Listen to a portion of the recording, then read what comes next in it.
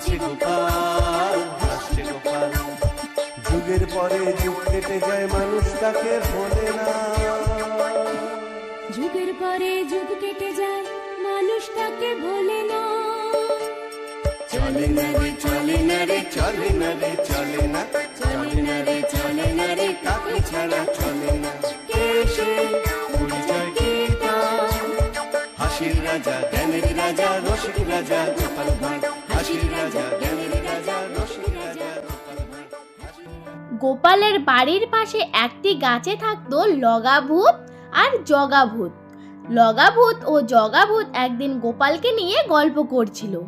লগাভূত গোপালকে খুব ভয় পায়, কারণ গোপাল লগাভূতকে একদিন মজা দেখিয়েছিল। জগাভূত লগাভূতের এই কথা শুনে হেসে উঠল।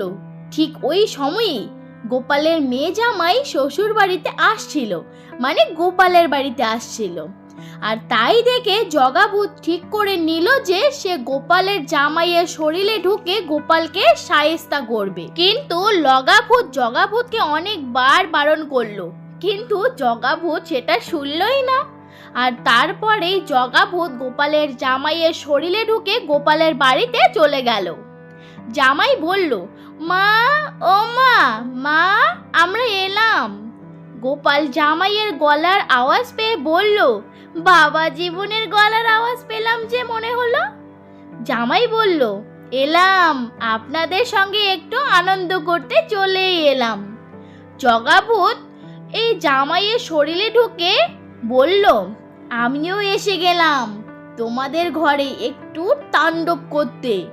সকালবেলা তো শান্তই থাকবো, আর রাতের বেলা হলেই তাণ্ডব শুরু করে দেব আমি। গোপাল বলল, তা জামাই কতদিনের জন্য? জামাই বলল, এখনো ঠিক করিনি বাবা, 7 দিনও হতে পারে, আবার 7 মাসও হতে পারে, আবার 7 বছরও হতে পারে। গোপাল গিন্নি বলল, খুব ভালো করেছো বাবা জীবন, খুব ভালো করেছো, আমাদেরও তো তোমাদেরকে নিয়ে সময় কাটাতে ইচ্ছে করে।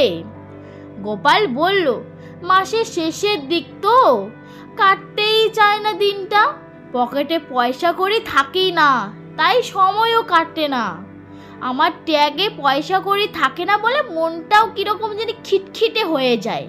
জামাই বলল, একদম ঠিক বলেছেন বাবা, ট্যাগে পয়সা কড়ি না থাকলে মনটা তো খারাপ থাকবেই, ওই জন্যই তো মনটা ভালো করার জন্য আমরা চলে এলাম। জগাভূত গোপালের জামাইয়ের ঘাড়ের উপর বসে মনে মনে বলল, গোপাল, এবার তোমার জামাইয়ের তাণ্ডবে মাসের শেষটা ভালোই কাটবে তোমার। গোপাল বলল, বাবা জীবন, তুমি মন ভালো করার সময় আর পেলে না বাবা জীবন। আচ্ছা, তোমার সাথে কি আমার শত্রুতা আছে বলো তো? জামাই বলল, এ বাবা, না বাবা, না বাবা, কি যে বলেন না আপনি, আপনি হলেন কিনা আমার একমাত্র শ্বশুর মশাই, আপনার সাথে কি আমার শত্রুতা থাকতে পারে বাবা? শুধু ভালোবাসা, আর বুক ভরা ভালোবাসা। তারপর জগাভূত জামাইয়ের শরীরে আবার ঢুকে বলল, হ্যাঁ, ভালোবাসা ছাড়া আর আমার আছে কি? মিনু বলল, কি গো, তুমি আবার নাকে সরে কথা বলছো? গোপাল গিন্নি বলল, বাবা জীবন, তোমার কি ঠান্ডা লেগেছে? জামাই বলল, হতে পারে মা, একটু খেয়ে দিয়ে বিশ্রাম করে নি, শরীরটা একেবারে ঝরঝরে হয়ে যাবে। কি বলেন বাবা? গোপাল বলল, আমার এখন কিছুই বলার নেই, যা বলার ঘরে এসে বলবো, আমি এখন রাজসভায় যাব। এই বলে গোপাল রাজবাড়ির দিকে চলে গেল। তারপর সন্ধ্যাবেলায় রাজসভার কাজ শেষ করে গোপাল বাড়িতে আসলো। এসেই বলল, কি গো গিন্নি, রান্না বান্না হলো?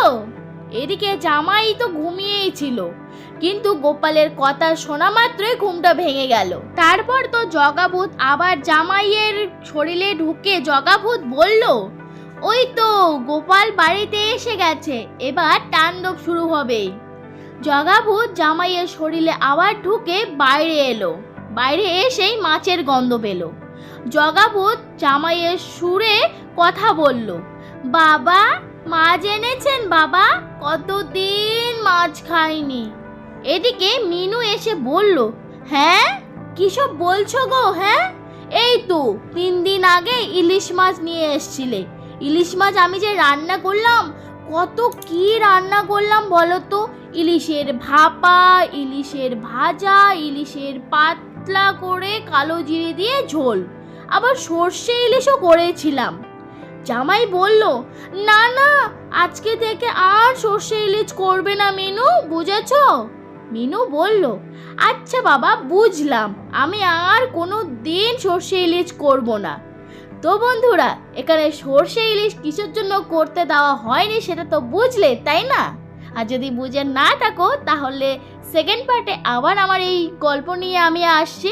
তো বন্ধুরা, আজকের ভিডিওটা কীরকম লাগলো বলো, যদি ভালো লাগে অবশ্যই লাইক কমেন্ট শেয়ার করবে আর সাবস্ক্রাইবটা অবশ্যই করবে। দেখা হচ্ছে নেক্সট কোনো ভিডিওতে, ততক্ষণে তোমরা সবাই খুব খুব খুব ভালো থেকো।